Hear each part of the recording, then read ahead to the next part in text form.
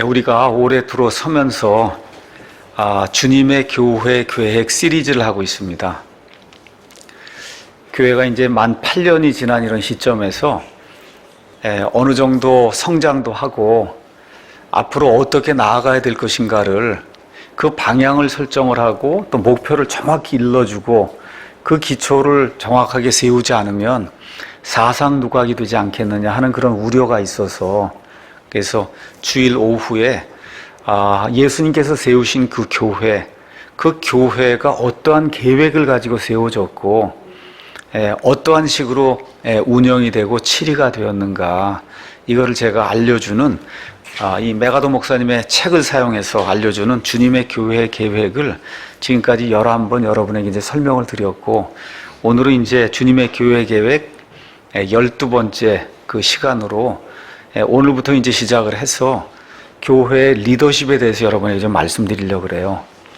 그래서 오늘은 특별히 왜 교회에 리더십, 또 지도자들이 필요한가 이제 말씀을 드리고, 다음 주부터 목사, 그 다음에 집사 등 교회에 필요한 그와 같은 그 지도자들이 어떤 사람이 돼야 되고 그 사람들이 해야 될 일들이 무엇이고, 또 우리 성도들이 그 지도자들과 함께 어떻게 교회를 잘 이루어 갈 수 있는가, 이거를 몇 시간에 걸쳐서 이제 말씀을 드리려고 합니다. 오늘 우리가 이제 출애굽기 18장 전체 1절부터 이제 27절 말씀을 이제 읽었습니다. 제가 이제 말씀을 이렇게 준비하면서 메가도 목사님의 책을 쭉 따라서 하다가 오늘은 제가 이제 준비했던 설교를 다시 한번 여러분에게 해야 되겠다 생각을 하고 옛날 설교를 다시 한번 이렇게 집어들었습니다. 오늘 제가 읽은 이 말씀은 2013년 12월 15일 설교예요. 제가 설교를 거의 반복하지 않습니다.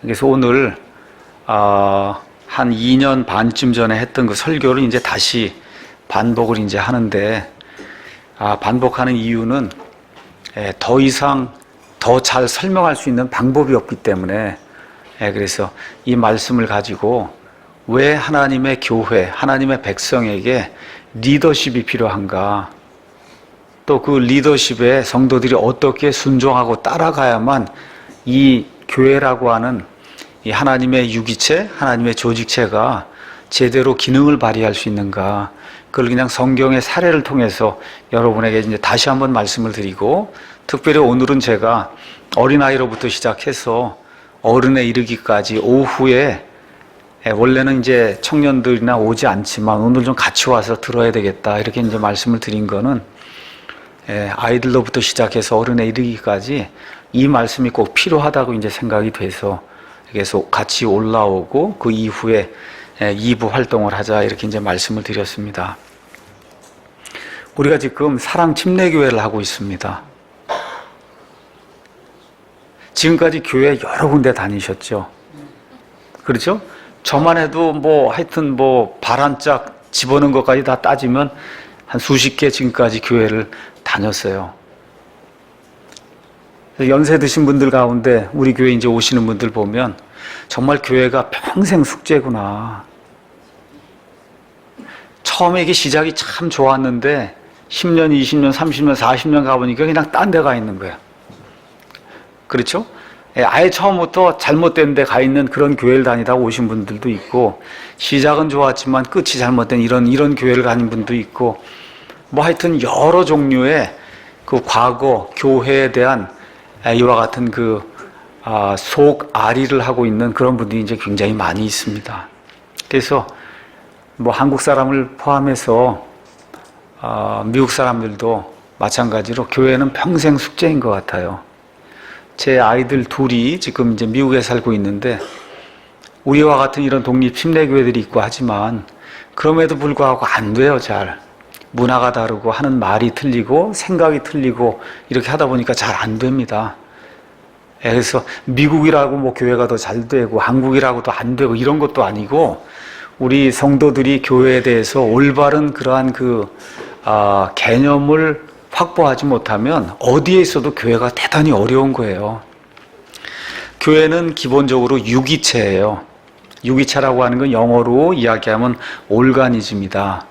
여러분, 우리 박테리아라든지 바이러스라든지 하여튼 뭐 균도 그게 자생적으로 자기게 다 돌아가게 돼 있는 거예요. 그렇죠? 이런 의미의 이 기관이라고 얘기할 때는 올가니즘이다. 올가니즘, 유기체다. 이렇게 볼 수가 있고, 또는 조직체라고 볼 수도 있어요. 조직체. 그래서 유기체란 하나님의 관점에서 주로 보는 거예요. 즉 생명체를 이야기하는 겁니다. 우리 사랑침례교회를 하나님이 이렇게 내려다 보시면, 그럼 그 안에 핵도 들어있고 분자도 들어있고 전자도 들어있고 해갖고 무엇인가를 이루어가는, 그냥 가만히 두어도 살아가는 거 있죠. 그런 생명체. 이런 의미에서는 우리가 유기체라고 이제 볼 수가 있고, 조직체라고 하는 것은 사람의 관점에서 이 땅에서 교회를 하다 보니까 무언가 조직이 있어야만 이 모임이 움직일 수 있단 말이죠. 그렇죠?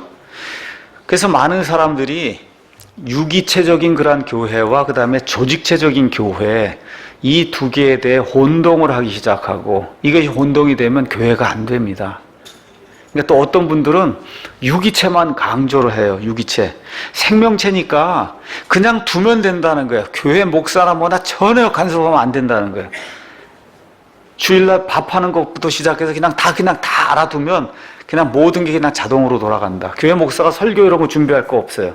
그런 모임에 가면 그냥 주에 만찬하고, 그럼 하나님이 말씀을 다 주신다는 거예요. 그럼 벌떡벌떡 일어나서 그냥 말씀 다 하고, 그럼 그게 이제 끝난다는 거예요. 그런 식으로 하면 되는 거지, 목사가 심혈을 기울여서 말씀을 이런 거 필요 없다는 거예요. 밥하는 거 이런 거 전혀 상관하지 않아도 다 잘 되게 돼 있다. 그러니까 어떤 조직적인 그런 거 전혀 가미하지 않고 그냥 가만히 두면 교회가 자동으로 잘 된다. 이런 개념으로 운영하는 교회를 보통 이 유기체적인 그런 교회다. 특히 가정교회, 집에서 모여야만 교회가 된다. 이런 거 주장하는 분들은 조직체적인 건 아예 고려를 안 합니다. 그냥 무조건 그냥 두면 돌아가게 돼 있다. 조직체는 조직만 잘하면 교회도 세상 기업처럼 잘 굴러간다는 거예요. 이것은 특히 현실의 메가처치라고 하는 그런 큰 교회들이 운영하는 그와 같은 교회의 형태입니다. 프랜차이즈 하나 두고 다 이름을 이렇게 돌리는 겁니다. 둘이 치킨 이렇게 치킨 쭉 돌리듯이 이름 하나 두고, 그러면 그냥 뭐 전국의 그 교회 이름으로 해서 교회를 운영해 나가는 그런 겁니다. 자, 우리가 기억해야 될 것은 둘 중 어느 하나가 옳으냐라는 관점으로 보면 안 된다는 거예요. 이 문제를 둘 다가 필요하되, 이걸 어떻게 균형 있게 우리가 취사 선택을 하고 요리를 하느냐, 이게 중요한 거지, 하나가 중요하고 하나는 덜 중요하다 이렇게 생각하면 절대 교회가 안 된다는 거예요. 이것을 오늘 출애굽기 18장과 그 다음에 사도행전 6장에 나와 있는 구약시대 하나님의 사람들의 모임과 그 다음에 신약시대 하나님의 사람들의 모임과 이 두 가지를 제가 이렇게 말씀을 통해서 보여드리면서 이 두 개가 균형을 이루어야, 그래야 하나님의 이 교회가 제대로 유지가 되고 운영이 되고 발전이 될 수 있다는 걸 여러분에게 좀 말씀을 드리려고 합니다. 이런 거 운영하면서 저와 여러분이 기억해야 될 것이 있어요. 그것은 뭐냐? 하나님은 질서의 하나님이라는 거예요. 그러니까 질서가 없이 진행되는 건 아무것도 없어요.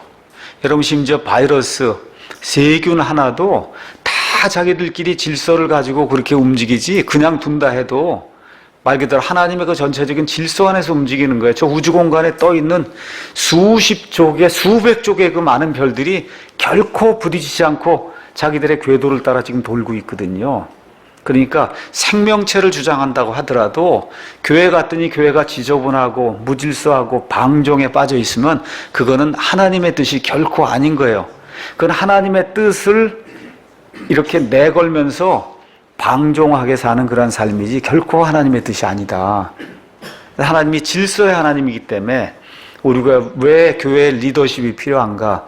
질서가 없으면은 그러면 어떠한 모임도 운영이 될 수 없다는 거, 이거를 좀 기억하면서 구약시대 이스라엘이 이집트 탈출 이후에 어떤 일들을 행했는지 잠깐 보도록 하겠습니다. 우리가 이제 이스라엘 백성의 역사에서 가장 중요한 사건 하나 꼽으라고 하면, 그러면 이집트에서 탈출한, 영어로 엑소도스라고 하는 출애굽 사건을 우리가 들 수 있습니다. BC 1491년 1월 14일, 그날을 우리가 유월절이라고 이야기해요. 그 유월절은 유대인들의 달력으로는 1월이고 지금 달력으로 보면 4월 한 5일에서 10일경입니다. 바로 그때 지금부터 약 3,500년 전쯤에 이스라엘 백성이 종살이 하던 이집트, 보통 우리가 애굽이라고 부르는 그 땅에서 하나님의 인도를 통해 모세의 손을 통해 탈출하는 그와 같은 놀라운 일이 이제 생기게 됐습니다.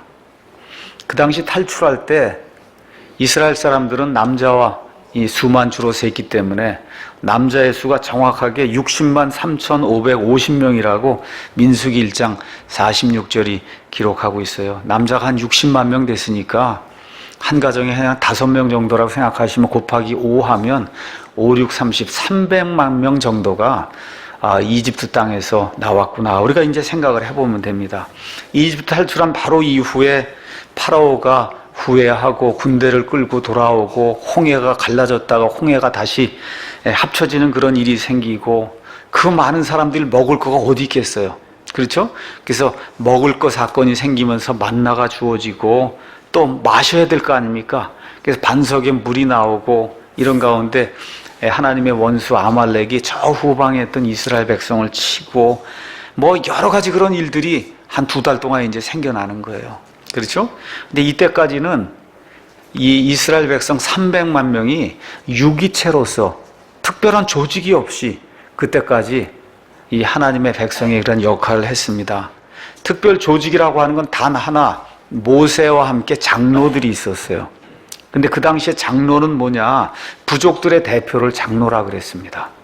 그러니까 여러 부족들이 있으면 그 부족들의 대표, 이 사람들하고 모세하고 하여튼 어떤 식으로든 해서 2달 동안 간신히 이제 지난 거예요. 자, 이런 가운데 탈출한 지 약 2달 정도 되었을 때 이 유기체로 운영이 되던 아무 조직이 없이 운영이 되던 이스라엘 공동체에 문제가 생기는 내용이 여기 출애굽기 18장에 나오면서 드디어 이스라엘 백성의 그 유기체에 조직체가 더해지는 그와 같은 일이 이 안에 이제 기록이 되어 있습니다. 자, 오늘 읽은 출애굽기 18장 1절부터 이제 7절 말씀 가서 보시면 모세가 출애굽 사건 전에 40년 전에 미디안 땅으로 이제 도망을 가서 여러분이 아시는 것처럼 미디안의 제사장 이드로를 만납니다.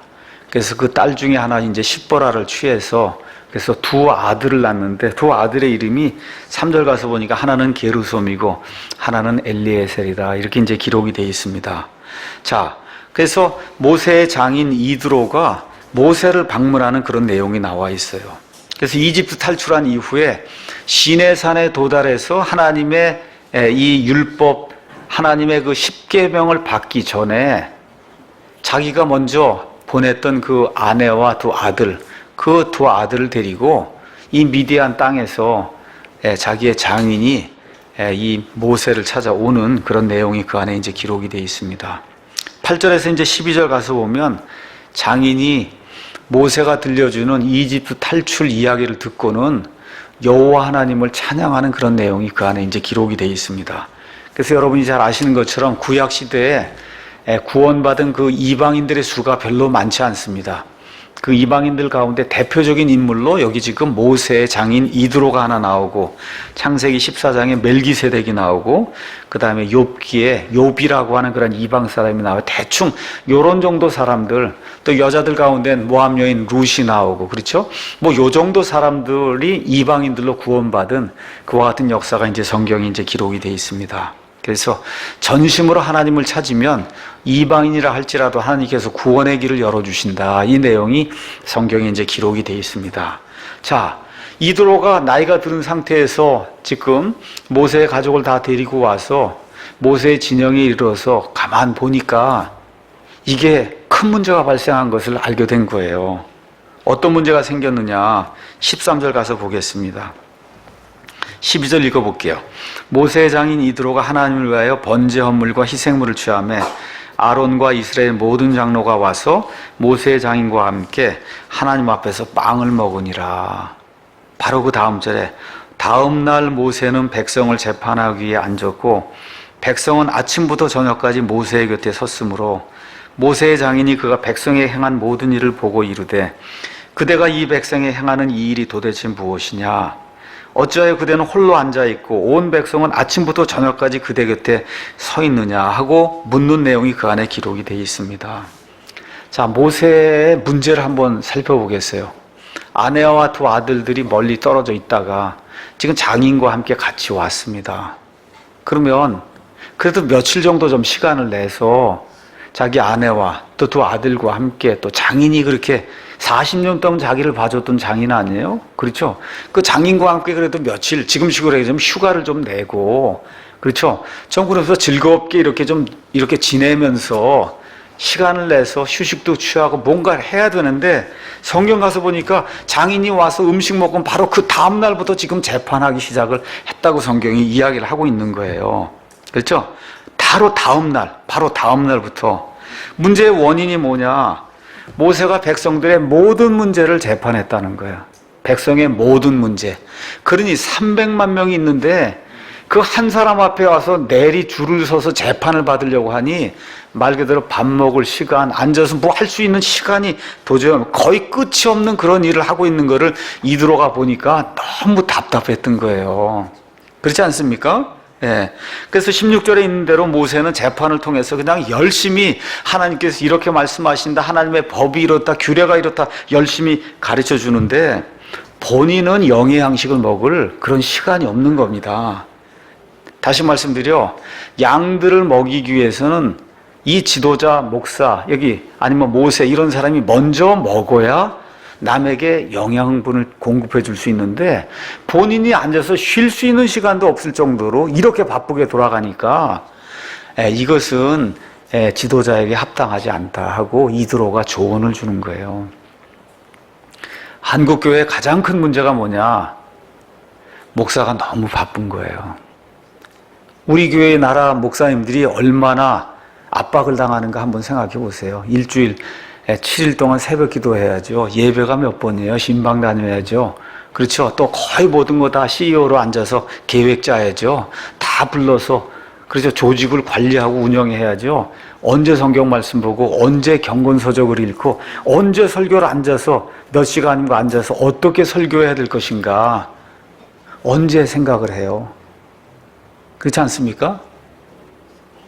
제가 말씀드렸듯이 설교를 이제 하기 위해서 준비를 다 합니다. 토요일까지 다 끝내요. 그래서 푹 자고 이제 놀고 그러고서는 그 다음날 아침에, 오늘 아침에도 제가 8시에 앉아서 다시 한번 보고 오는 거예요. 성경 말씀 다시 한번 보고 이렇게 보고 이걸 이렇게 해야 되겠구나 해서 다시 정리를 해갖고 그래서 오늘 아침에 와서 말씀을 전달하는 거예요. 이렇게 전달해도 집에 돌아가면 다운이 돼서 절망스럽다. 그렇죠. 왜 이렇게 오늘 설교가 안 됐냐. 이렇게 해도 그런데 그걸 앉아서 적어 놓을 그런 시간도 없는 상태로 그냥 쫓기면은 말씀이 맨날 똑같은 거 그렇게 돌아갈 수밖에 없는 거잖아요. 그렇죠. 예. 그러니까 교회가 목사를 좀 놔줘야 되는 거예요. 목사가 걷기도 하고, 별도 바라보고, 그렇죠. 뭐 이렇게 좀 해야 그래야 뭔가가 나올 수 있는 건데 이드로가 가만 보니까 모세의 형편이 지금 말이 아닌 거예요. 그렇지 않습니까? 그냥 아침부터 시작해서 저녁까지 뛰는데 이거 이대로 뒀다가는 안 되겠다. 그래서 17절, 18절에 모세의 장인이 뭐라고 얘기하느냐? 그대가 행하는 일이 좋지 아니하다. 그렇게 이야기하는 겁니다. 좋지 않다는 거예요. 이게 다 무슨 일입니까? 모세의 일입니까? 하나님의 일입니까? 하나님의 일을 한다고 하는데 하나님의 일을 한다고 새벽부터 들고 뛰는데 뭐라 그래요? 좋지 않다는 거예요. 새벽 기도부터 시작해서 철야 기도까지 뛰는데 좋지 않다는 겁니다. 좋지 않다. 이게 세상 사람, 아니 어느 면에서 뭐 믿는다 해도 이드로가 깊은 신앙을 가진 그런 사람 아니라고 보이는데 이런 사람이 이렇게 객관적으로 봐도 이게 좋지 않다는 거예요. 생각해보세요. 새벽 4시부터 밤 12시까지 뛰면 밖에 있는 믿지 않은 사람들이 봐도 그거 좋지 않다 그러지 않겠어요? 그래서 좋지 않다는 겁니다. 좋지 않다. 그러면서 뭐라고 얘기하냐? 너와 백성이 둘 다 곧 지칠 거다. 그렇게 이야기하는 거예요. 그러면서 또 뭐라고 얘기하냐? 이 일이 너무 무거워서 너 혼자 이거 감당하는 건 불가능하다. 너무 무겁다는 겁니다. 다시 말씀드려 신약교회 우리 성도들에게 이야기하면 목사에게만 와서 문제를 풀려고 하면 안 된다는 거예요. 다시 말씀드릴게요. 문제가 생기면 옆에 있는 사람들하고 의논하고 또 교회에서 세운 집사, 지역 인도자, 그렇죠? 여기 분들하고 의논을 하고 그거 안 되는 것만 이거 들고 와서 목사에게 얘기를 해야지. 그냥 처음부터 끝까지 목사에게만 이 문제를 들고 오면 그러면 다 지친다는 겁니다. 안 된다는 거예요. 이것이 사실 우리 교회가 지금 안고 있는 가장 큰 문제 중에 하나입니다. 제가 지난번에 말씀드렸죠. 우리 교인들이 다 독특한 분들이라고. 보통 독특한 게 아니에요. 영혼의 자유가 너무 많아서 독립심이 엄청 많아요. 그러다 보니까 고립 침례교회를 한다 그랬잖아요. 독립이 아니라 고립. 자기 하나만 딱 보고 그 외에는 아니에요. 그 교회에서 누구하고만 상대하려고 하냐, 목사하고만 상대하려고 그런단 말이에요. 안 되는 거예요. 이게 일이 안 되는 거다. 자, 그래서 19절에서 23절에 이드로가 주는 조언이 거기 나와 있습니다. 지도자가 해야 될 일을 두 가지로 구분을 해줬어요. 먼저 19절에서 20절 가서 보니까 너는 하나님 쪽을 향해서 그래서 하나님께로 백성의 사정들을 가져가서 이야기하고 그들에게 규례와 법을 가르쳐라. 신약시대의 말로 이걸 표현하면 기도와 말씀 선포만 하라는 거예요. 사도행전 6장 4절에 나와 있는 대로 교회 목사 기도와 말씀 선포하는 것에만 전무해라. 지금 그렇게 이야기하는 거고 백성을 치리하기 위해서는 능력 있는 자를 선택하라는 겁니다. 그 내용이 21절에 이제 나와 있어요. 그래서 뭐라고 돼 있냐? 10명을 다스리는 사람, 50명을 다스리는 사람, 100명을 다스리는 사람, 1000명을 다스리는 사람. 이런 사람들을 백성들 가운데서 이 사람들을 취해서 조그마한 그런 일들은 일단 10명을 다스리는 사람이에요. 그것보다 더 큰 거 나오면 50명, 더 큰 거 나오면 100명, 더 큰 거 나오면 1000명. 그걸도 해결이 안 되면 그때 모세에게로 이 문제를 가지고 와야 그래야 모세 너도 살고 백성도 살고 그러면서 이 하나님의 공동체가 운영이 되지 않겠느냐. 이렇게 이제 이야기하면서 이렇게 하여야 이 백성을 치리하는 일이 모두에게 쉽게 된다고 지금 22절에 이야기를 하고 있는 겁니다. 이렇게 되면서 드디어 유기체적인 그와 같은 모임에 조직체가 드디어 가미가 되기 시작을 한 거예요. 왜 그렇게 됐냐? 유기체만으로 문제를 못 풉니다. 유기체만으로 문제를 풀 수가 없어요. 안 되는 거예요. 이렇게 되면서 보통 우리가 이드로의 경영 기법이 하나님의 백성에게 지금 들어오기 시작한 거예요. 이드로는 인생을 한 70세고 지금 살았을 거 아닙니까? 미디안의 제사장이라고 했으니까 하나님의 백성은 아니지만 그 민족들의 제사장으로 이 사람들을 다스리는 그런 일을 적어도 몇십 년 동안 해본 결과 이 방법으로는 되지 않는다. 백성을 치리하기 위해서는 조직을 가동을 해야 된다. 지금 이드로가 이야기하는 거예요. 이렇게 이야기하니까 어떤 사람들이 또 그렇게 말합니다.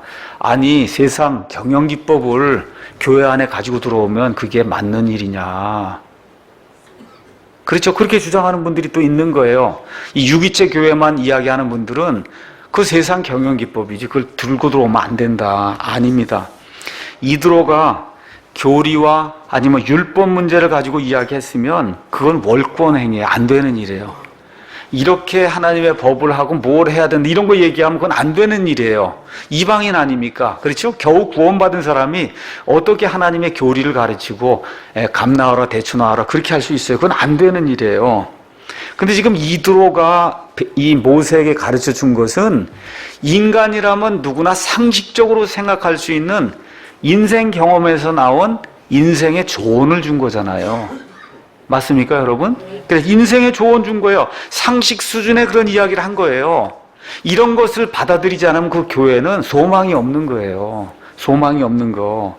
그래서 교회 안에서도 이게 세상의 기법인가 아니면 교회가 받아들여도 될 것인가 이런 것들을 저와 여러분이 하나님의 영께서 진리의 영께서 계시면 잘 구분을 해서 이런 것들을 받아들여야 됩니다.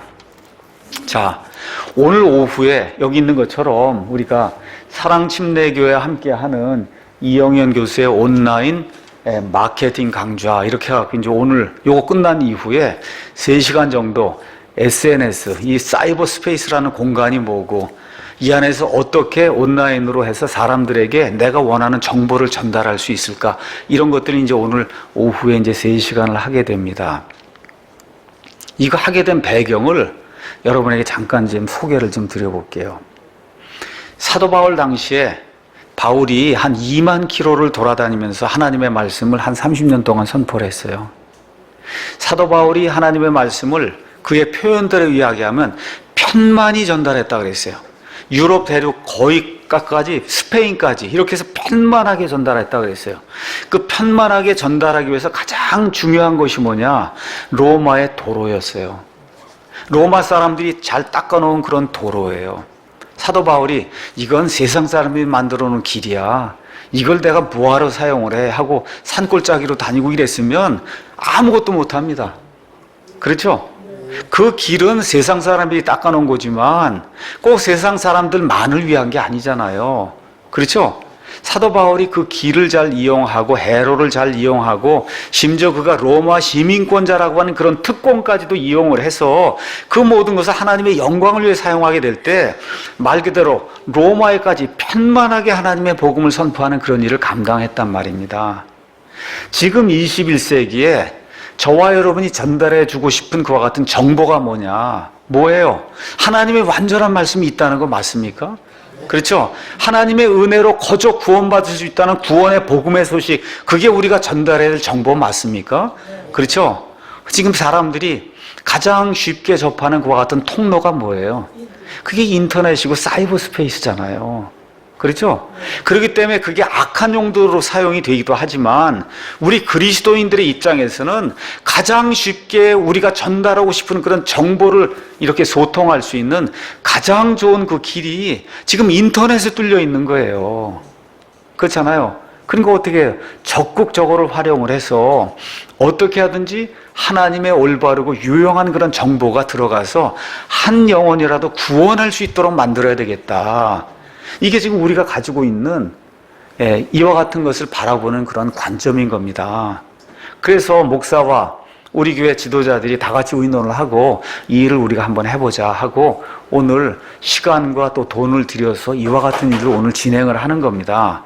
그래서 이런 것들을 잘 기억하면서 교회 안에서도 세상의 거지만 이것이 하나님의 영광을 위해서 쓰일 수 있는 그와 같은 인생의 경륜이라든지 인생의 조언이라든지 또 인생의 방법이라고 하면 얼마든지 우리가 그걸 사용할 수 있다. 그렇게 이제 이해하시면 되고, 또 이거 이야기하니까 그럼 젊은이들 끌어들이기 위해서 락 음악 꽝꽝대고 하는 건 어떻습니까? 그건 안 되죠. 왜 안 돼요? 그건 하나님의 기본 속성하고 맞지 않게 되고 안 되는 거예요. 인터넷이라고 하는 길은 우리가 어떻게 선하게 사용하냐 악하게 사용하느냐에 따라 이게 달라지는 거지만 락 음악으로 하나님을 찬양하는 것은 다른 방법이고 그건 나쁜 거예요. 그거는 안 되는 겁니다. 그건 안 되기 때문에 그 일은 우리가 도입할 수 없는 거예요. 이런 것들을 우리가 잘 구분을 하고 그래서 하나님께 영광이 되는 그런 것으로 우리 인간이 가지고 있는 그런 자원을 잘 사용을 해야 된다. 여기 모세가 이드로가 그와 같은 말을 이야기했을 때 어떻게 곧바로 수용하잖아요. 왜 그래요? 그건 인생에서 나온 지혜지 사람의 어떤 수단이나 이런 걸 생각하지 않았던 겁니다. 자, 구약시대에 이렇게 되면서 이 유기체적인 그런 모임에 드디어 조직이 더해지는 그런 모습을 이제 우리가 봤습니다. 신약시대도 한번 넘어가서 우리 한번 사도행전 가서 보도록 하겠습니다. AD 30년경 오순절날, 오순절은 지금식으로 얘기하면 6월 초순이 되는데 그 6월 초순에 하나님의 영께서 임하셔서 신약시대 교회가 이제 생성이 됐어요. 사도행전 2장 41절 가서 보니까 3,000명이 하루에 회개하고 돌아오는 일이 생겼고 4장 4절 가서 보니까 5,000명이 돌아왔어요. 근데 그것도 그 당시에 남자들 수만 셌으니까 8,000명이 남자면 그러면 여자들하고 다 합치면 적어도 2만 명, 3만 명이 되지 않았겠어요? 그러니까 예루살렘 도시가 한 10만 명 정도 된다고 하면 하여튼 30-40%가 다 그리스도인이 된 거예요. 근데 그 사람들이 모일 수 있는 공간이 없기 때문에 다 어떻게 위에 있는 베드로하고 이게 몇몇 이 사도들을 제외하고는 다 집으로 모이는 집교회가 이제 시작이 된 겁니다. 자, 이렇게 되는 가운데 사도행전 10장에서 고넬료가 구원받기 전까지는 100% 유대인들의 교회였단 말이에요. 유대인들이 지금 원하는 건 뭐예요? 예수님이 다시 재림하셔서 빨리 재림하셔서 그래서 모든 것이 원상 회복이 되며 예수님께서 선포하신 하늘의 왕국, 메시아 왕국이 이 땅에 성취되는 것, 이걸 간절히 원했기 때문에 그래서 자기들의 모든 재산을 다 팔아다가 교회에다 갖다 바치고 그러면서 공동생활하는 그런 모습이 사도행전 4장 32절에 나오게 됩니다. 자, 그런데 재산을 갖다 다 팔아 바치면은 이제 돈 문제가 생기는 거죠. 그렇잖아요. 재산을 가져다 갖다 바치면 이거를 관리를 하는 그런 사람이 이제 생겨나야 되는데 이런 이제 일이 생기기 시작한 게 사도행전 5장에 나오는 아나니아와 삽비라 사건 같은 게 이제 생기기 시작한 거예요. 돈을 팔아다가 숨기는 사람도 있고, 그렇죠. 또 가져다 바치면 교회에서 그걸 누군가 해서 잘못해서 옆으로 치워서 자기 혼자 이득을 취하는 이런 사람도 생기고, 이렇게 하니까 하나님의 영께서 이렇게 되면 안 되겠다 해서 아나니아와 삽비라를 혼쭐을 내는 그런 내용이 사도행전 5장에 기록이 되면서 하나님의 두려움이 백성들에게 임해서 돈 문제 가지고 이거 장난치다간 큰일 나겠구나, 죽겠구나 하는 이와 같은 두려움이 이제 그들 가운데 이제 임하게 된 겁니다.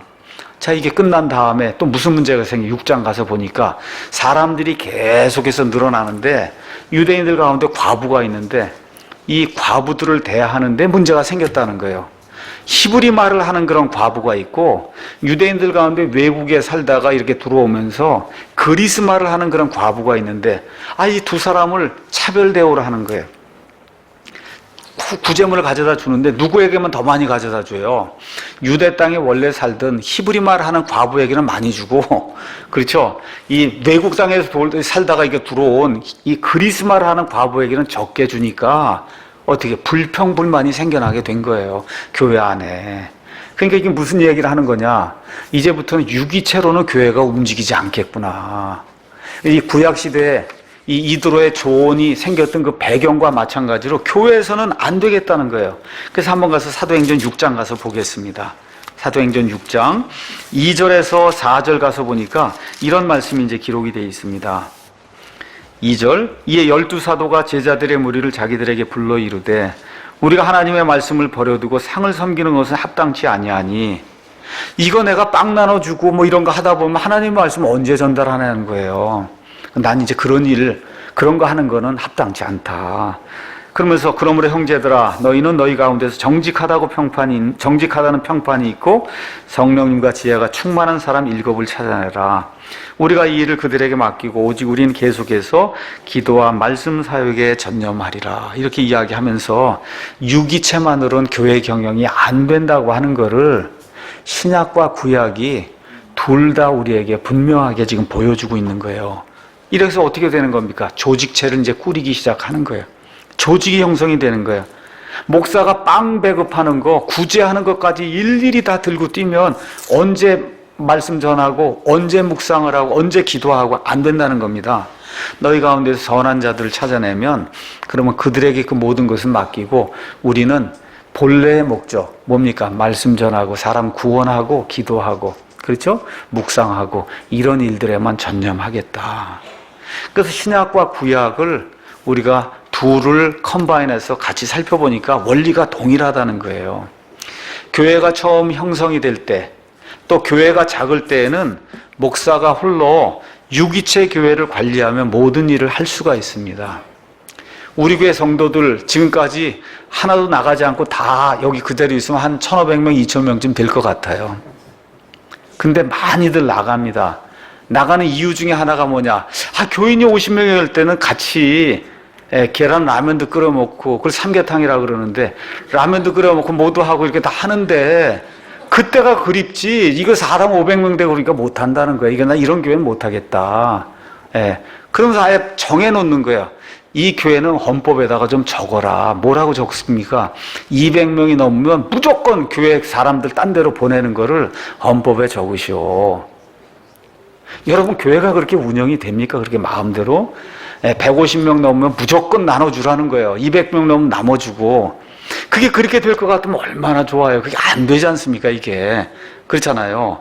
그래서 교회가 작을 때, 이때는 유기체 교회가 가능해요. 근데 적정 사이즈가 넘어가면 저절로 굴러가는 교회는 안 됩니다. 맞죠? 유기체 교회라는 건 저절로 굴러가는 거거든요. 이런 교회는 안 된다. 안 되는 이유가 뭐냐? 제가 그렇게 썼어요. 성도들이 천사가 아니기 때문에 안 된다. 천사가 아니기 때문에 안 된다는 거예요. 목사 괴롭히는 사람도 엄청 많아요, 이 안에도. 목사와 생각이 달라서 문제가 나오면 꼭 목사 반대편에 서는 사람도 우리 교회 안에 많이 있습니다. 그래도 여기 교회는 안 떠나겠다고 하고 여기 계신 분들이 꽤 있어요. 뭐 좋은 거에 사람이기 때문에 의견이 다를 수 있고 하니까 괜찮은 거예요. 그렇기 때문에 교회가 적당한 그런 조직을 가지고 이렇게 움직이지 않으면 절대 교회가 어느 사이즈를 넘어서면서 제의를 감당할 수 없다는 것이 성경이 우리에게 이야기해 주는 거예요. 바로 우리 사랑 침례교회가 바로 이 시점에 지금 놓여 있어요. 지금까지 느슨하게 교회를 이제 운영을 해왔는데 이렇게 해서는 안 되는 그런 시점에 놓여 있다. 그래서 제가 어쩔 수 없이 주님의 교회 계획 시리즈를 이야기하면서 오늘 어쩔 수 없이 우리 동아를 비롯해서 청년들까지 다 올라와서 이 말씀을 잘 듣고 앞으로 교회가 더 커지면 어떻게 교회를 이끌고 나갈 것인가, 여기에 대한 생각을 하는 그런 청년, 청장년, 그 이후에 장년이 돼야 되겠다 하는 그런 의미로 오늘 이 자리에 와서 다 같이 말씀을 들으라고 부탁을 드린 겁니다. 그래서 우리 교회에 집사님도 몇 분 계시고 지역 인도자도 계시고 또 우리 교회는 섬김 부서가 있어서 그 부서를 맡은 분들이 주방도 그렇죠? 주차하는 것도 뭐 여러 가지 섬김 부서로 이게 섬겨주고 있고 또 우리 교회에서 가장 중요한 사역 중에 하나가 아이들 가르치는 거거든요. 교사 등 이런 것들로 나누어서 조직체를 지금 운영하는데 최소의 틀을 가지고 운영하고 있는 거예요. 이게 너무 비대해지면 유기체가 사라지게 되고 조직체만 쓰게 되면 그것도 망하는 징조로 가는 거거든요. 안 되는 겁니다, 이게. 지금 현재 우리가 가지고 있는 틀이 최소의 틀이에요. 영혼의 자유도 있고 그러면서도 무질서를 최소화하려고 가지고 있는 그런 틀이에요. 근데 이렇게 이제 하다 보니까 교회 나가는 사람들이 이제 생기는 거예요. 목사가 변했다. 그렇죠? 예, 교회가 바뀌었다. 이렇게 이제 주장을 하고 그런 나가시는 그런 분들이 있는 거예요.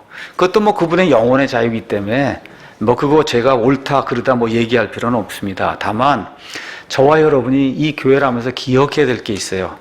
우리가 갖춘 최소한도의 이 조직은 성도들을 누르기 위한 조직이 아니라 성도들을 섬기기 위한 조직이다. 이거에 대한 확고한 생각을 저와 여러분이 가지고 있어야 돼요. 누르기 위한 조직이 아니고 성도들을 섬기기 위한 그런 조직이다. 그 섬기기 위해서 구약시대에도 소위 얘기하는 1000부장, 100부장, 50부장, 10부장을 세운 거고 그걸 하기 위해서 교회 안에도 이제 집사라든지 이와 같은 직무를 수행하는 그런 사람들이 신약교회 안에 생기기 시작을 한 겁니다. 그래서 이런 조직을 갖추어야 질서 있게 하나님의 일이 진행이 될 수 있다는 거예요. 하나님이 가장 미워하는 게 무질서한 거예요. 마귀가 하나님을 치고 올라오는 이게 무질서한 거예요. 사람이 하나님 없이 무언가 하려고 하는 이게 무질서한 겁니다. 이게 성경에 나와 있는 정죄받는 사람들의 특징이 뭐냐? 질서를 깨는 사람들 하나님이 미워하는 거예요. 그래서 로마서 13장에도 그 로마 시대에 그 악한 황제들이 있음에도 불구하고 하나님이 그들에게 권력을 허락해 주셔서 그나마 그게 있어야만 이 질서가 나라에 유지가 되면서 사람들이 생활할 수 있기 때문에 이 질서를 존중을 하라고 하나님께서 사도 바울에게 말씀을 주신 겁니다. 그래서 하나님 미워하시는 것이 무질서다. 이 무질서가 이루어지면 하나님의 심판이 이루어진다. 이런 것들을 기억을 하면서 사도 바울이 고린도 교회에 주었던 확증의 말씀을 제가 여러분을 위해서 한번 말씀을 드리겠습니다. 고린도전서 14장 33절 거기 가서 보니까 이렇게 이제 이야기하고 있어요. 성도들의 모든 교회에서처럼 하나님은 혼란의 창시자가 아니요 화평의 창시자니라. 예배 드리는 것도 아이들 가르치는 것도 음식하는 것도 심지어 화장실 쓰는 것, 청소하는 것도 주차 봉사하는 것도 모든 게 다 질서 있게 이루어져야 된다. 그렇기 때문에 사도 바울이 바로 그 옆에 뭐라고 써있냐 23절에 그러므로 온 교회가 다 같이 한 곳에 모여 모두 타언어들로 랄랄랄랄랄라 하고 이러면 배우지 못한 자들이나 믿지 않는 자들이 들어와서 너희가 미쳤다고 하지 아니하겠느냐. 저희가 6월 11일 날 동성애 집회 갔습니다. 우리 그리스도인들이 많이 나왔어요. 얼마나 안타까우냐. 거기 와서도 주여 삼창에 뒤로 넘어지고 랄랄랄 하고 있으니 이거 그 앞에 전경들이 다 서 있고 그런데 다 뒤집어져 있고 이러니 여러분 들고 가서 동성애는 아니라고 그것만 하면 되지. 그날 왜 뒤집어져요 뒤로. 여러분 이런 것들 정말 우리가 이해하고 좀 불쌍한 거예요. 거기 목사가 오래 오긴 왔는데 참 얼마나 그 동성애 하는 사람만큼이나 불쌍하더라고요. 야 정말 교회가 이게 뭔가. 그리고선 찻길에 다 뒤집어서 누워 있으니 기도는 다 랄랄랄라 하고. 하나님은 그런 거 싫어하세요. 한국 사람에게 한국말을 왜 줬냐. 한국말로 기도하라고 주신 거예요. 한국말로. 영어는 미국말 하는 사람이 영어로 기도하라고 주신 거고. 왜 뒤집어져요? 거기 가서 정신 똑바로 차리고 들고 나는 동성애를 반대합니다. 이것만 들고 있으면 되지. 왜 뒤집어지냐고. 할 필요가 없는 일을. 하나님은 무질서를 미워하세요. 동성애를 반대해도 질서 있게 하는 거예요. 질서 있게 딱 들고 나는 반대합니다. 이게 질서 있게. 내년에도 또 갈 거예요. 질서 있게 할 겁니다. 질서 있게. 그래서 내년에는 아예 기둥을 딱 이렇게 해서 들고 가서 이렇게 들고 있으면 좋겠더라고요. 플랜카드를. 그렇게 있으면 서로 일하기도 좋고 너무 좋은 것 같아요. 그래서 좀 질서 있게 반대를 해도 그렇고 찬성을 해도 그렇고 질서 있게 일을 해야 그래야 하나님이 그 가운데서 일하실 수 있는 거거든요. 그래서 조직이 교회에 왜 필요이냐? 하나님이 질서의 하나님이기 때문에 질서 있게 하나님이 일을 하기 위해서는 조직이 필요하다. 자, 그러면 조직이 필요하면 거기에 누가 있어야 되냐? 그걸 이끌어 줄 수 있는 리더가 있어야 된단 말이죠. 그렇죠? 그래서 그 리더의 조건, 구약시대 가서 보니까 능력 있는 자들을 해야 된다. 하나님을 두려워하고 진실하며 탐욕을 미워하는 자들이 돼야 된다. 출애굽기 18장 21절에 이야기하고 신약성경인 여기에다 더해서 두 가지를 주세요. 정직하다는 평판을 받아야 된다. 아, 저 사람 참 정직해. 여러분 정직이라고 하는 말은 킹제임스 성경에만 있어요. 다른 성경엔 정직이란 말 자체가 없습니다. 아니스트라고 하는 말이 없어요. 정직하다는 평판을 가져야 되고 성령님과 지혜가 충만한 그런 사람이라야만 이 교회의 리더가 될 수 있다. 첫째, 하나님을 두려워하며 하나님의 영으로 충만한 사람. 교리와 말씀에 정통하고 타인의 눈에 그렇게 비춰져야 돼요. 다시 말씀드립니다. 교회의 리더가 되려고 하면 성경을 가르칠 수 있어야 돼요. 집사가 되고 지역 인도자가 되고 교장 선생이 되고 뭐가 되려면 목사와 똑같이 하나님의 말씀을 잘 가르칠 수 있는 그런 사람이라야만 된다 하면서 거룩한 삶을 이루며 가정생활에 충실한 그런 사람만 교회의 리더가 될 수 있다. 우리 교회에서는 늘 강조하는 게 가정생활이에요. 가정생활이 안 되면 안 됩니다. 어떻게 킹제임스 성경을 사용하는데 가정이 점점 더 불화가 생겨요? 그거 안 되는 거죠. 그렇지 않습니까? 예. 그래서 가정생활 잘하고 충실해야 된다. 두 번째, 인간의 상식과 사회적 통념 안에서 사리분별이 있는 사람이 돼야 돼요. 로이드 존스 목사가 뭐라고 얘기했냐? 목사는 반드시 사회생활 경험이 있어야 된다. 사회생활 경험. 성도들이 사회에서 어떻게 고통 가운데 이 직업을 지금 가지고 살고 있는가에 대한 이해가 전혀 없으면 그 사람들 위해서 줄 수 있는 위로의 말이 마땅치 않다는 거예요. 그렇죠? 조직적으로 도둑질을 하거나 조직적으로 거짓말을 해야만 살아갈 수밖에 없는 그런 이 사회의 이 구조 악이 있잖아요. 이런 거에 대한 이해를 하지 않으면 성도들이 당하는 그 고난을 어떻게 목사가 이해를 하고 그들에게 위로의 말씀을 줄 수 있겠냐. 그래서 사회생활 경험이 있어야 된다. 사회에서 왕따 당하는 사람이 교회의 리더가 되면 그 교회는 망한다는 거예요. 능력이 있고. 그래서 부목사나 사역자나 리더를 세웠더니 뭐라고 얘기해? 나는 하나님만 섬기지 목사는 섬기는 사람이 아닙니다. 그 사람은 빨리 내쫓아야 돼요. 그렇죠? 나는 하나님하고 1대1로 하는 사람이라고 목사 다 바이패스하고 이러면 그 사람은 교회 지도자로서의 자격이 없는 거예요. 모든 리더는 교회 목사의 지도력에 순종해야 돼요. 자기 생각을 버리고 같은 방향으로 배를 이끌려고 해야 돼요. 조언과 충원은 가능하지만 리더들이 다 자기 방식을 고집하면 배가 산으로 갈 수밖에 없는 거예요. 특별히 교회마다 목사의 특징이 다 다릅니다. 목사가 추구하는 그런 방향이 다 달라요. 그래서 어느 목사님이 그렇게 얘기했어요. 설교도 잘하고 전도도 잘하고 책도 잘 쓰고 신방도 잘하고 상담도 잘하고 노래도 잘하고 이런 목사는 없다. 근데 성도들은 그런 목사를 원한다는 거예요. 그런 목사는 없다는 거예요, 이 세상에.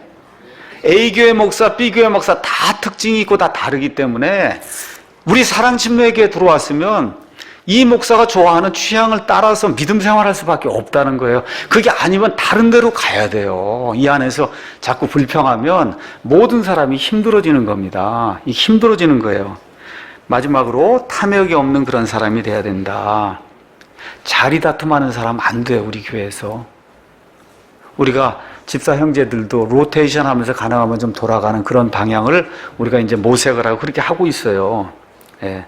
그래서 과거의 경력, 학력, 재산 이런 거 내세우면 다시 말씀드릴게요. 우리 교회에서는 영구히 리더가 안 됩니다. 왜? 제가 안 시켜요. 제가. 안 돼요, 우리 교회에서는. 그런 거 내세우면 안 돼요. 제가 늘 말하듯이 리더는 사람이 따라와야 리더가 되는 거지 내가 하고 싶다 그래서 리더가 되는 게 절대 아니다. 그래서 예수님께서 마가복음 10장 45절에 사람의 아들이 온 것은 섬김을 받으러 온 게 아니라 섬기고 자기 목숨을, 자기 생명을 많은 사람을 위한 대속물로 주려고 왔다. 섬기면 자동으로 리더가 됩니다. 누구나 다 알아요. 저에게 와요. 목사님, 저 사람을 좀 내년에 좀 세우든지 이렇게 해서 좀 해라고 저한테 이렇게 조언이 다 들어옵니다. 그런 사람이 리더가 되는 거예요. 아무리 교회를 오래 다녔어도 자기를 내세우면 절대 교회 리더가 안 되는 거예요. 그래서 제가 편파적으로 인사를 하지 않으려고 노력을 합니다. 여러분, 주일날 말씀 이 낭독하는 사람, 기도하는 사람, 뭐 오전 기도, 오후 기도 다 보세요. 가능한 한 골고루 이렇게 배분을 해서 이렇게 하려고 하지. 어떤 사람만 특별해서 1년에 매달 12번 기도하게 하고 그런 거 있어요? 그런 거 없어요. 예. 그래서 편파적이 되지 않도록 이렇게 노력하려고 하거든요. 그래서 부탁을 제가 드릴게요. 목사도 사람이기 때문에 대체적으로 목사가 하는 틀이 맞으면 여러분이 따라오셔야 돼요. 100% 나하고 똑같이 해달라 그러면 교회 차리셔야 돼요. 방법이 없어요. 제가 말씀드릴게요. 그건 교회를 차리는 수밖에 다른 방법이 없는 거예요. 오늘 12번째 강해에 가장 큰 거 그거야. 나랑 똑같이 해달라 그러면 교회를 차리는 수밖에 없다. 그게 아니면 전반적인 틀이 맞으면 따라오셔야 된다. 그래야 교회가 되는 거예요. 여호수아 갈렙이 결국은 가나안 땅에 들어가게 됐는데 그 사람 둘하고 모세가 100% 똑같은 게 아니에요. 그럼에도 불구하고 목표가 똑같고 지향하는 바가 같기 때문에 성격은 서로 다를 수가 있고 취미는 다를 수가 있고 뭐 하지만 그런 모든 건 다 제쳐두고 모세가 하나님을 따르는 것을 존중하고 신실하게 하나님을 따르게 될 때 그 두 사람만 이 광야를 마감을 하고 이 가나안 땅에 이제 들어가게 된 겁니다. 그러면 무엇으로 목사를 판단하냐? 제가 이제 이 교회를 이제 그만둘 수 있어요. 그럼 이제 교회 여러분이 목사를 데리고 와야 됩니다. 아니면 또 나가셔서 이제 목사를 어디 교회에서 이제 가서 목사를 이제 누구를 초빙하든지 하게 돼요. 그러면 뭘 보고 그 사람을 데리고 와야 되냐? 그 사람의 과거, 그 사람이 이루어놓은 일을 보고 판단해야 돼. 입에 말로다가 판단하면 백발백중 실패하게 돼 있습니다. 그 실패한 그 사례가 지금 서울에서 가장 큰 교회 중에 하나 그 실패했잖아요. 어려움이 지금 있는 거 아닙니까? 지도자를 지금 잘못 세우니까 이런 일이 생기는 거예요. 과거에 그 사람이 어떤 일을 했냔 말이에요. 어떤 일을. 과거에 그 사람이 성경에 대한 확신이 어떠했는가, 과거가 그 사람을 이야기해 주는 거예요. 이런 것들을 잘 판단하고 그 좋은 목회자를, 제가 끝난 이후에도 뭐 어떤 사람이 누구 와서 목회를 해야 될 텐데 말 잘하고 인물 좋은 사람 데리고 오면 그러면 백발백중 실패해요. 그 사람의 과거, 그 사람의 가정에서의 행실, 그 사람의 부인, 그 사람의 아이들, 어떻게 이렇게 모든 것들이 돼 있는가? 그게 그 사람을 나타내는 거거든요. 그래서 그런 사람을 판단해서 교회 목사로 세워야 그 교회가 유지가 될 수 있습니다. 이렇게 해서 이제 유기체에다가 조직체가 가미가 돼서 온전한 그런 공동체로 형성이 될 때 어떤 변화가 생겼냐? 이스라엘 백성이 드디어 출애굽기 20장에 가서 십계명을 받고 하나님의 백성으로서 제대로 모든 모습을 갖추면서 기능을 발휘하는 그런 일이 이제 생기게 된 겁니다. 신학교에도 이렇게 되면서 7명의 신실한 그런 사람들 선출하면서 교회가 이제 확장이 되는 가운데 드디어 여러분 잘 알고 있는 것처럼 13장 이후에 이방인들에게 말씀을 선포할 수 있는 교회의 본질적인 그와 같은 기능을 행하는 그런 일이 성경에 이제 나와 있습니다. 우리 교회도 한번 돌이켜서 한번 생각을 해보세요.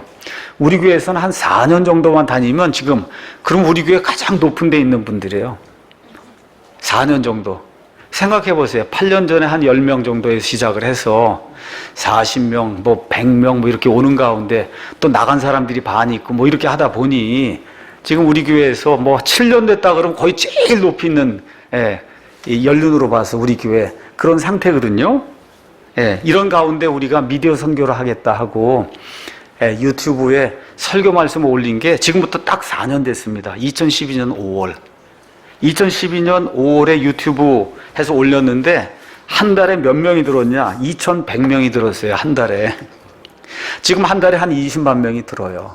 그러니까 100배 늘어난 거예요. 4년 동안에. 그렇죠? 이렇게 일들이 이제 진행이 되는 가운데 여러분 아시는 것처럼 미디어 선교원금을 해서 우리가 지난해에도 한 1억 원, 올해도 한 1억 원에서 마음대로 원하는 대로 뭐 우리나라뿐만 아니라 미국 등 원하는 대로 우리가 말씀들을 전하는 그런 일들을 지금 감당을 하고 있습니다. 주일 아침에 한 550명 정도가 모여서 예배를 드리고 있어요. 오후에 우리 교사들과 여러분들이 합심을 해서 열심히 교육하고 있습니다. 올해 들어서면서부터 글쎄 제가 실수한 건지 어떻게 된 건지 모르지만 지금 예배당 부지를 구입을 했습니다. 뭐 기적 아닙니까? 뭐 아무것도 없는데 50억짜리를 어쨌든 잡아놓고 있으니까 벌써 한 10억 이상을 갖다 내고 지금 이루고 있으니 얼마나 큰 기적이에요. 돈은 하나도 없는데 지금 100억짜리를 짓는다고 그러고 있으니 엄청난 그런 기적이 지금 우리 가운데 있거든요. 이거를 우리가 저는 꼭 져야 된다 안 져야 된다 그런 이야기 하려고 하는 것이 아니고 이러한 일들을 이렇게 가만히 보면서 우리 교회가 이제 조금 전 환골 탈퇴해야 될 그러한 그 시점에 있지 않냐. 과거의 어떤 구습이나 내 생각을 좀 내려놓고 정말 하나님이 원하시는 교회라면 내가 어떻게 해야 될 것인가. 이거를 우리 교회 성도들이 좀 고민을 해야만 이 교회가 앞으로 나아갈 수 있지. 그렇지 않으면 그냥 여기 그대로 정체해 있는 그런 상태로 될 수밖에 없다. 그래서 목사가 여러분에게 부탁을 드리는 거예요. 부탁을 드려요. 사실 제 입장에서는 500명 교회를 하나, 200명 교회를 하나, 2000명 교회를 하나 나는 아무 상관이 없습니다. 사실 제가 교회를 지면 그게 한 2200명 들어간다 그래요. 지금 제가 생각하는 게 있어요. 요 강대성 그대로 갖고 와서 그대로 놓는다. 뭐 이게 클 필요가 뭐가 있어요? 똑같은 거지. 교회만 커진 거지. 그렇잖아요. 그런 마음이거든요. 크나 작으나 아무 상관이 없어요.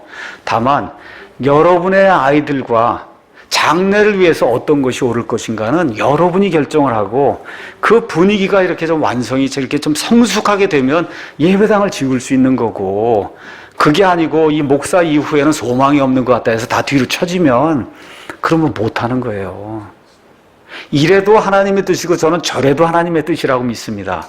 그래서 뭐 강요하고 싶거나 그런 건 전혀 없고요. 앞으로 우리 교회가 어떻게 하나님이 원하시는 그 일을 감당할 수 있을까? 이제는 우리 동아를 비롯해서 이 청년들도 그렇고 우리 청장년들도 그렇고 어떻게 해야 우리가 하나님의 일을 감당할 수 있을까? 앞으로는 그런 방향으로 좀 많이 생각을 하고 그런 걸 놓고 좀 기도를 하면서 우리 교회에서 리더들 세우면 여러분이 존중을 해주셔야 돼요. 여러분이 존중을 해주셔야 돼요. 그래야 그 사람들이 힘을 가지고 목사와 함께 합쳐서 앞으로 나아갈 수 있는 그와 같은 일을 할 수가 있습니다. 그래서 이런 것들 좀 기억을 하면서 리더십이 필요한 그런 시점에 우리 교회가 와 있다. 기억하고 또 어떤 분들이 그러더라고요. 난 그런 거 하고 싶지 않습니다. 안 하고 싶으면 안 해도 괜찮아요. 누가 하라는 얘기 아닙니다. 다만 교회가 필요해서 임명을 한 그 리더십에 순종해야 될 책무가 있다는 거예요. 내가 하고 싶지 않다 그래서 나는 아니라고 그러면 안 되고, 이 교회에 나와서 예배를 드리고 회원으로 이 교회에 있는 한은 교회가 임명하는 그런 리더십을 존중해야 될 그런 책무가 여러분 모두에게 있다는 거, 이거를 기억해서, 그래서 하나님이 원하시는 그런 교회로 우리가 이끌고 나갈 수 있도록 협조해 주시기를 간절히 부탁드립니다. 예. 기도하겠습니다.